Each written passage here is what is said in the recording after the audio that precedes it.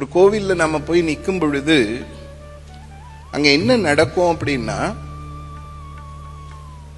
அந்த விக்கிரகத்துல, கர்ப்ப கிரகத்தில் இருக்கக்கூடிய விக்கிரகத்துல இருக்கக்கூடிய சக்தியானது நம்மளுடைய ஆன்மாவோட இணைஞ்சி இந்த ஆன்மாவுக்கு தேவையான சக்தி எல்லாத்தையும் அந்த இடத்துல இருந்து கொடுக்கும். அதுதான் கோவிலுக்குள்ள போகும்போது நடக்கும். அதனால தான் நம்ம தர்மத்திலே கோவிலுக்கு அவ்வளவு முக்கியத்துவம் கொடுத்தது.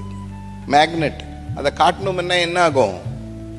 அந்த இரும்பெல்லாம் அந்த காந்தத்தில் போய் ஒட்டிக்கும். அதுபோல கோவில் கர்ப்ப கிரகத்தில் இருக்கக்கூடியது காந்தம் மாதிரியான சக்தி. அந்த சக்தியை என்ன பண்ணோம்னா, நம்ம ஆன்மாவோட எப்படி ஒரு காந்தம் இரும்பு பிடிச்சு இழுத்துக்கிறதோ அது போல கர்ப்ப கிரகத்துக்கு எதிர்க்க போய் நிற்கும் பொழுது அங்க இருக்கிற தெய்வீகமான சக்தி வரக்கூடிய ஒவ்வொரு ஆன்மாவையும் தனக்குள்ள கிரகிச்சுக்கும். கிரகிச்சுட்டு தன்னுடைய தெய்வீக குணங்கள் எல்லாம் அந்த இடத்துல தரும்.